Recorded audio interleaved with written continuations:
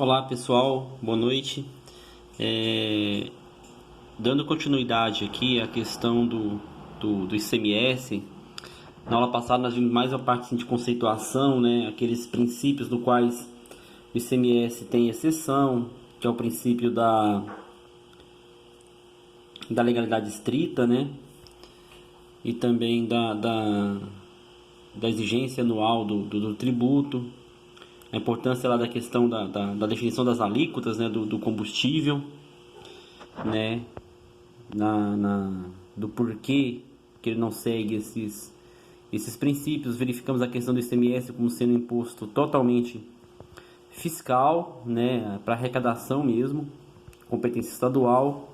E aí lembrando mais uma vez para vocês, né, o ICMS obrigatoriamente ele é não cumulativo, né? Então ele sempre deve ser não cumulativo, né? Mas em relação à seletividade, que é aquela questão da essencialidade do produto, né? Ele poderá ser seletivo, né?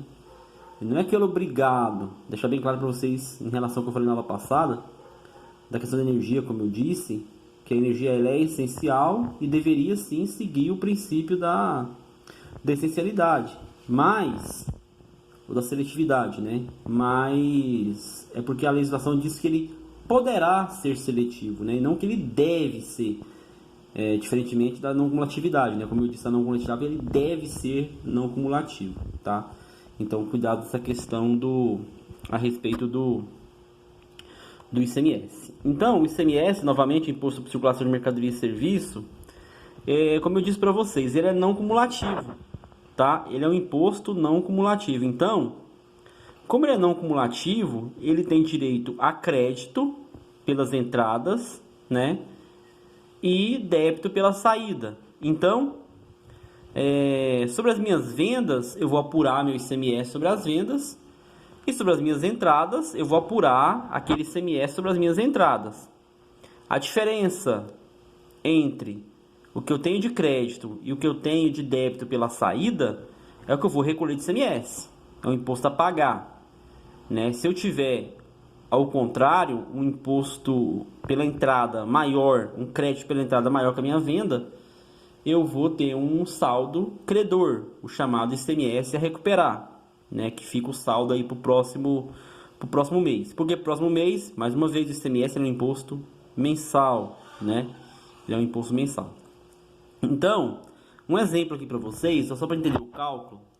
Uma sociedade empresária, né? Ela iniciou suas atividades em janeiro de 2017 e aí realizou a seguinte transação: aquisição de mercadoria por 20 mil. Ora, se adquiriu, quer dizer que ela comprou, né? Então ela comprou mercadorias por 20 mil. Neste valor está incluído aí, ó, o imposto sobre circulação de mercadoria recuperável do ICMS, no valor de 3.400. O que é isso, Denis? Quer dizer que por essa compra de 20 mil, 3.400 foi de ICMS pela compra. O ICMS pela compra é o quê? Crédito, né? É o que nós chamamos de ICMS recuperável, ou ICMS a recuperar, tá? Nesse período, nós tivemos venda aí, ó, de 25 mil reais, né? De 50% dessas mercadorias que foram adquiridas. E sobre a receita obtida, aplicou-se uma alíquota aí, ó, de 12% do ICMS. Então, eu vendi aquele estoque que eu comprei lá, vendi 50% dele por 25 mil.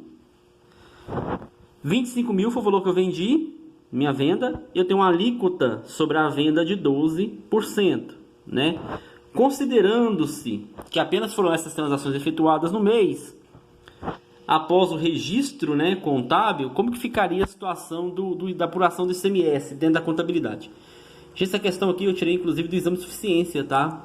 Ela é uma questão do exame do CRC, do exame de suficiência do CFC, se não me engano 2017, em 2017 foi essa questão, tá? Então, em primeiro lugar, aí ele pergunta aqui se na contabilidade ficou um saldo a recuperar de ICMS de 400, se ficou um saldo a recolher de 1.300, se ficou um saldo a recolher de 3.000, se ficou um saldo a recuperar de 3.400, né? Então eu queria saber a apuração do ICMS nesse mês. Então, em Primeiramente, nas entradas de ICMS nós temos direito de crédito, né? Eu falei, pela entrada nós temos o crédito. Então, 20 mil de entrada, tivemos aí 3.400 de crédito de ICMS, né?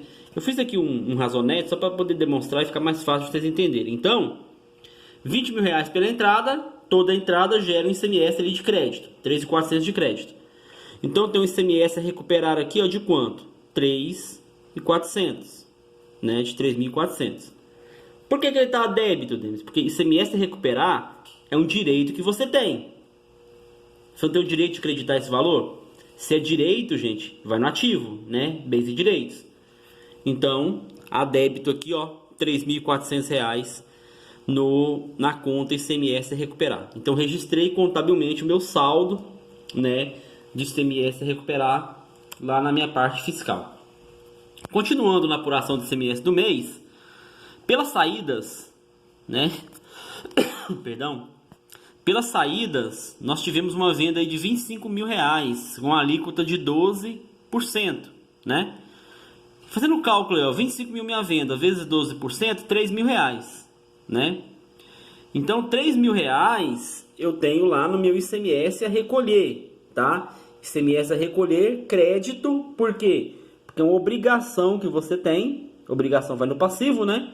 Então, ICMS a recolher, crédito de 3 mil reais, ok? Por que eu coloquei em vermelho aqui? Porque é o restante dos lançamentos, tá? Então, olha só. Se eu tenho ICMS a recolher de 3 mil e tenho ICMS a recuperar de 3.400, qual que é maior?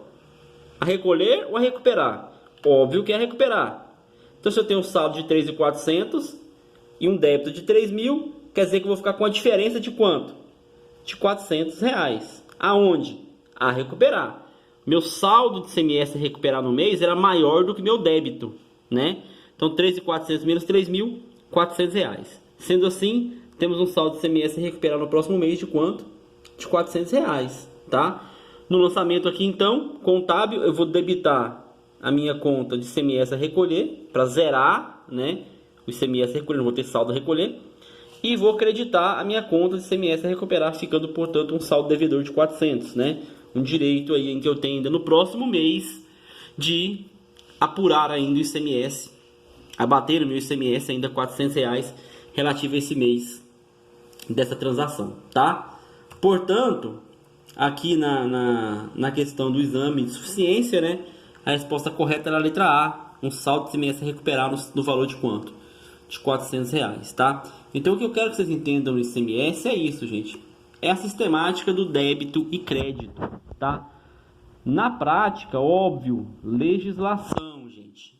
Como eu disse para vocês, na legislação tem mercadorias que são isentas de ICMS, por exemplo, preservativos, ovos, né? São produtos isentos de ICMS. Então não há incidência de ICMS. Por quê? Porque na lei está escrito lá bem claro: não incide ICMS sobre os seguintes, são isentos de ICMS as seguintes mercadorias, os seguintes produtos. Aí tem lá a relação das mercadorias que tem isenção. Então, se tem isenção, não vai ter ICMS, né?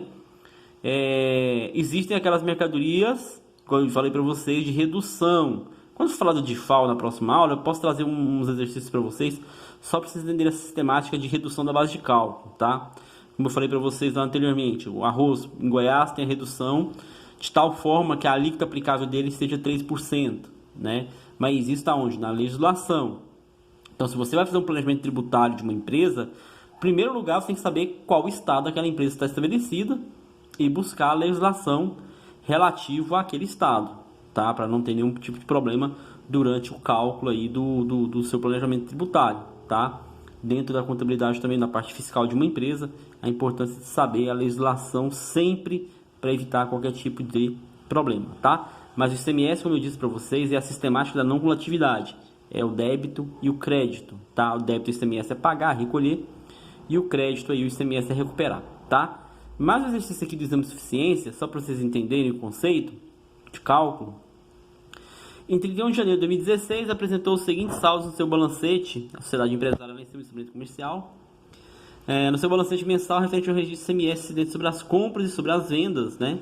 De acordo com as informações apresentadas, é correto afirmar que o registro contábil a ser efetuado para a apuração do ICMS, qual que vai ser? Então, ele tinha aqui, ó, na conta ICMS a recuperar um valor de 15 mil reais de natureza devedora, né? Débito lá no ativo. E no passivo, uma obrigação, o ICMS a recolher no valor de 10, né? Então eu tinha um ICMS a recuperar na minha conta de 15 e um ICMS a recolher de 10, né? Então, como que ficaria o lançamento contábil dessa situação, né? Eu tenho aí, né, um débito. Se eu tenho um ICMS a recolher de 10 mil, o que eu vou ter que fazer com a conta do ICMS? Meu ICMS a recuperar, gente, meu ICMS a recuperar era 15, certo? Olha, meu ICMS a recuperar era 15 mil, né? Então, o que eu vou fazer aqui? Eu vou pegar 15 mil, meu ICMS a recuperar, e 10 mil a recolher. Eu vou ter imposto a recolher? Não, porque eu vou ficar com crédito de 5, né? Vou ficar com crédito de 5 mil. Então, como eu não vou ter imposto a recolher, lá no meu passivo, né, o meu razonete lá do ICMS a recolher, eu vou ter que pegar e debitar 10 mil. Para recolher, tá crédito, né, obrigação. Então, eu vou debitar ele no valor de 10 mil, para zerar a conta de ICMS a recolher. Eu não vou ter ICMS a recolher nesse mês. E vou creditar a minha conta de ICMS a recuperar, que está a débito lá no ativo, né, 15 mil lá no ativo a débito, eu tiro 10 no lançamento a crédito na conta, para me sobrar justamente com um saldo de 5, tá? Então, alternativa aqui, ó, letra D, nessa questão do exame de suficiência, tá? Nessa questão do exame de suficiência. A letra A não seria porque ele fala debitaria o ICMS a recolha de 15. Não, o ICMS a recolher, o saldo dele é 10. Como é que eu debitaria 15 nele? Debitaria o ICMS a recolher de 10? Não. A gente viu que nem tem ICMS a recolher nesse mês, sim, o ICMS a recuperar de 5. Debitaria o ICMS a recolher de 5? Não é a recolher. Nós vimos o crédito é maior que o débito, né? Então nós temos o saldo a recuperar. Então, alternativa D, né? Eu debito o ICMS a recolher para zerar minha conta, já que eu não vou ter nada a pagar nesse mês, e credito o ICMS a recuperar no valor de 10 mil, tá? Então, somente essa questão mesmo, gente, pessoal, de entender a sistemática de cálculo, tá? Do débito e crédito do ICMS, tá? O cálculo da substituição tributária agora. Aqui, gente, tem umas regrinhas a serem seguidas. Eu busquei colocar aqui um passo a passo só para vocês entenderem como que funciona o ICMS substituição tributária. Como eu falei anteriormente na aula passada, o ICMS substituição tributária é aquele cobrado pelo Estado, pelos estados, né, pelos entes federados e Distrito Federal, para garantir a arrecadação do ICMS por toda a cadeia. Então ele cobra lá no início o ICMS de toda a cadeia produtiva, geralmente da indústria, né, há essa cobrança aí do ICMS substituição tributária, a maioria das vezes, né, para recolhimento do ICMS. E para que seja feito isso, o Estado ele determina um índice chamado IVA, tá? Ou margem de lucro, MVA, alguns estados chamam de margem de lucro ajustada, MVA, outros chamam de IVA, né, que é um índice de valor ajustado ou agregado, que é o IVA. Mas para todo produto existe um índice, tá? Na legislação do Estado de Goiás já disse o anexo 8º, trata lá da substituição tributária, tá? Você pode consultar lá as margens de valor ajustado, MVA ou IVA de cada produto. Então, mais uma vez, ressaltando a importância dentro do planejamento tributário de se conhecer a legislação relativa ao ICMS, tá? Então, fora a questão do IVA, né, da margem de lucro, nós temos que observar algumas questões também. Qual? A alíquota interestadual e a alíquota interna, tá, para fins de cálculo da substituição tributária. Se for destinado a outro estado, né? E também a questão do IPI. Eu vou trazer para vocês aqui detalhadamente como que se faz, mas nesse exercício aqui, só para vocês entenderem, falava o seguinte: a empresa vendeu tintas do Paraná para Minas Gerais, olha, saiu do estado, foi para outro. Então eu vou ter duas alíquotas aqui. Uma alíquota interestadual e uma alíquota interna, tá? A indústria de tintas Alfas S.A. vendeu 800 latas de tinta acrílica para revenda de tintas localizadas no estado de Minas Gerais. Então, saiu do Paraná, foi para Minas, ao preço total de 20 mil. Então, a minha venda foi 20 mil reais. Cuja alíquota interestadual de ICMS é de 12 e a alíquota do IPI é de 15. Por que IPI, Demis? Gente, então indústria, né? Toda indústria paga o IPI, Imposto sobre Produtos Industrializados, tá? Também foi cobrado um frete no valor de 910. Observa na questão do frete, tá?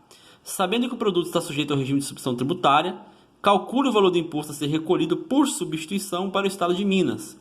Sabendo que a alíquota interna do estado de Minas é 18% e que a margem de lucro ajustada é de 40%. O MVA aí é de 40%, tá? Então, como que a gente vai fazer o cálculo da substituição tributária? Eu coloquei um passo a passo aqui, tá? Para vocês terem em mente. Primeiro, eu tenho que pegar o valor da venda e somar o frete e demais despesas acessórias se houver, tá? Talvez ali na operação cobrou-se algumas outras despesas chamadas despesas acessórias, tá? Então, se houver essas despesas acessórias, você vai pegar ela, vai pegar o frete e somar no valor da venda, tá? Esse resultado que você encontrar, você vai multiplicar pela alíquota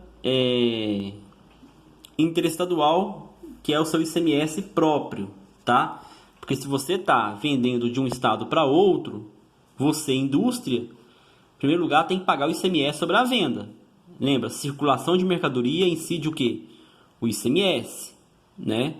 Então, se eu estou vendendo de um estado para outro, eu vou aplicar minha alíquota interestadual, né? Do estado, na tabelinha que nós vimos lá, no estado do Paraná para Minas Gerais, como são da região sudeste, né? A alíquota entre eles é 12%, tá? Então, esse resultado da venda, mais o frete, mais as despesas acessórias, eu multiplico pela alíquota interestadual. Nesse caso de uma venda, né? Entre estados.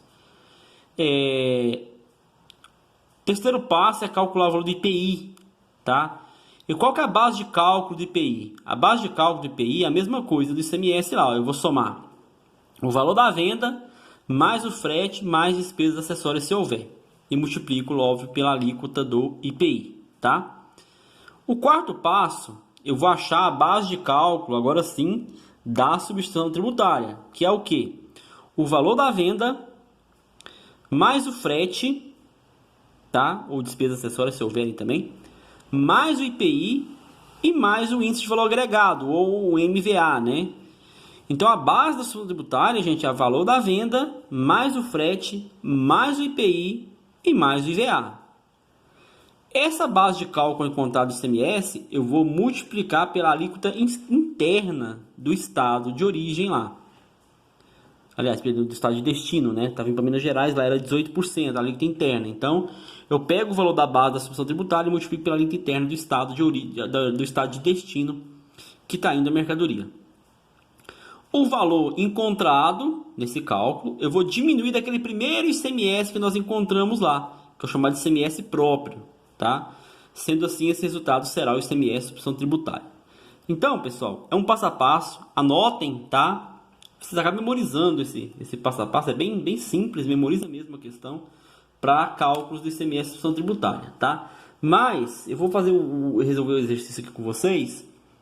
O que eu quero que vocês guardem em mente é o seguinte: o primeiro passo é sempre o ICMS próprio. É o seu próprio ICMS que você vai pagar para o seu estado, tá? Então, sempre, em primeiro lugar, o primeiro cálculo que vocês vão fazer é o ICMS próprio, tá? Então, vamos lá. A minha venda lá no exercício falava que foi 20 mil, né? Mas tinha um frete de quanto? 910. A minha alíquota interestadual é de 12, né? Por que eu vou aplicar a alíquota interestadual, Demis? Porque eu já falei. Eu estou vendendo a tinta do Paraná indo para Minas Gerais. Se eu vendesse dentro do estado do Paraná, eu ia aplicar a alíquota interna.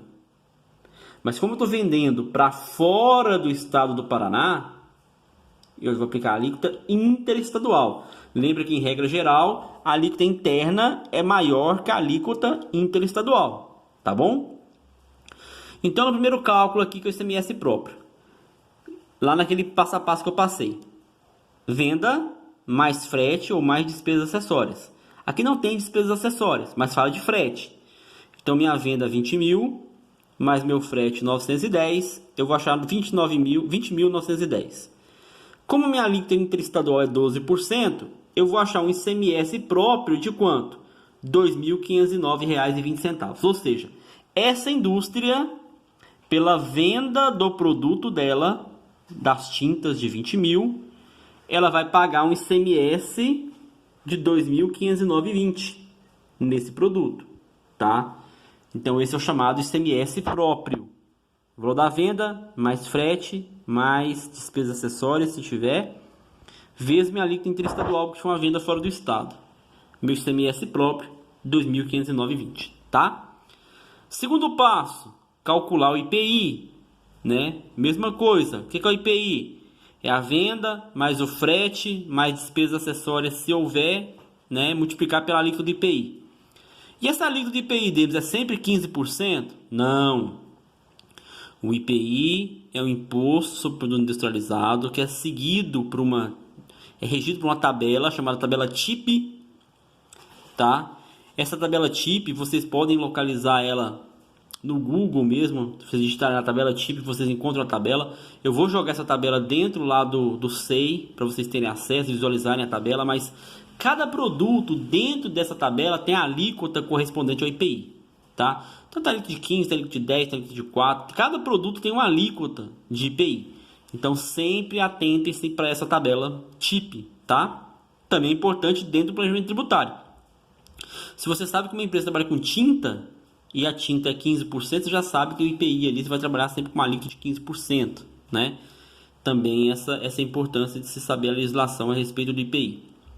Então eu tenho aqui, ó, 20 mil de venda mais 910 de frete, dá os 20.910, vezes 15% do IPI, 3.136,50 é o valor do IPI que essa indústria vai ter que fazer o pagamento, né, sobre esse produto.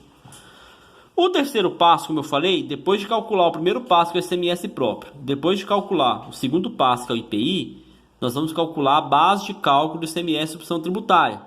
Falei para vocês lá, é a venda, mais o frete, mais despesas se tiverem, mais IPI, mais o IVA ou MVA, né, determinado na legislação. Venda de 20 mil, frete de R$ 910, IPI de 3.136,50, mais 40% de IVA, eu vou achar uma base de cálculo aqui, ó, de 33.665,10. Isso é base de cálculo, tá? No quarto passo, eu vou pegar minha base de cálculo e multiplicar pela alíquota interna. A alíquota interna do ICMS, lá no estado de Minas Gerais, é 18%. Então, minha base de 33.665,10 vezes 18%, eu acho aí, ó, R$ 6.059,72, tá? De ICMS. Acabou aqui, Denis? Não, tá? Por quê? Porque para calcular realmente o ICMS-ST, o que você tem que fazer? Você vai ter que achar aquele ICMS encontrado da base de cálculo, diminuir o ICMS próprio, tá? Você desconta o ICMS próprio, até porque senão você estaria pagando ali, sobre aquela venda de 20 mil, duas vezes a tributação do ICMS. Então você tira o ICMS próprio. Então eu sobro com o ICMS opção tributária de R$ 3.550,52, tá? Mas ele não pagou ICMS próprio, está pagando ICMS? Sim, mas aí o ICMS-ST, gente, o que a empresa faz?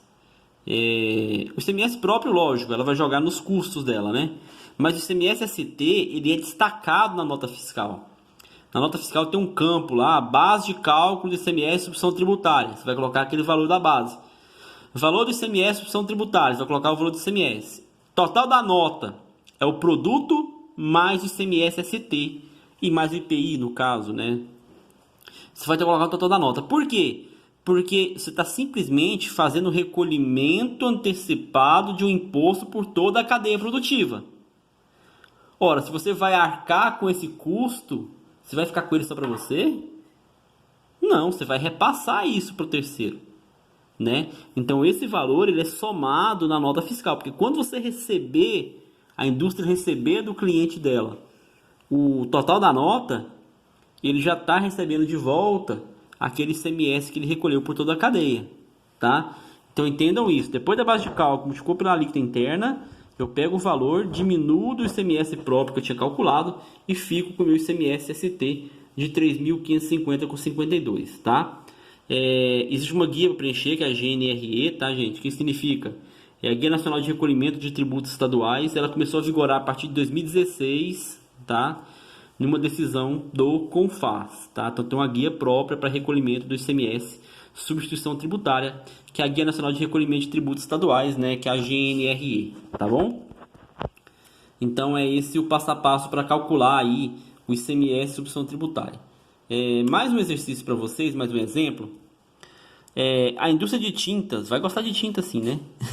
A indústria de tintas Tinteu Tintas Limitada, localizada no estado de São Paulo, vendeu 300 latas de tinta a R$ 150 cada uma para a comercial de tintas Pincel Mágico Limitada, faltou um N ali, pessoal, localizado no estado do Paraná. Dessa forma, calcula o ICMS substituição tributária considerando o seguinte: a alíquota interna lá no estado do Paraná é 18%, a alíquota interestadual é 12%, mais uma vez, São Paulo, Paraná, né? 12%. O IPI 15%, teve um frete de R$ 800 e um IVA, um MVA aí ajustado de 65%, tá? Então, pessoal, é o seguinte, lembrando, sempre o primeiro passo é calcular o ICMS próprio, né? Então, o primeiro passo é calcular o ICMS próprio. Ah, mas qual foi o valor da venda? Olha, eu vendi 300 unidades de lata de tinta a 150 cada. Basta multiplicar os 300 vezes os 150, né? Então, 300 latas a 150 reais, 45 mil a minha venda, né? Porém, eu tive um frete de 800 reais. Como minha alíquota interestadual é 12, né? Primeiro passo, como eu falei, eu vou calcular o meu ICMS próprio, né? Então, vamos lá. 45 mil a venda, mais 800 ICMS, 45.800. A 12% a minha alíquota interestadual, eu vou ter um ICMS próprio de R$ 5.496. Então, sobre esse produto, a indústria vai pagar aí de ICMS próprio R$ 5.496, tá? Então, lembrando mais uma vez naquela regrinha, o ICMS próprio, a venda, mais frete, mais despesas, outras despesas que tiverem, tá? O resultado eu multiplico pela alíquota interestadual, né? Aí no caso aqui, 12% por ser uma venda entre estados, né? Então, 5.496. Segundo passo, vou calcular o que, gente? O IPI, né? Como calculo o IPI? É a venda mais o frete, mais despesas se tiverem, vezes a alíquota do IPI.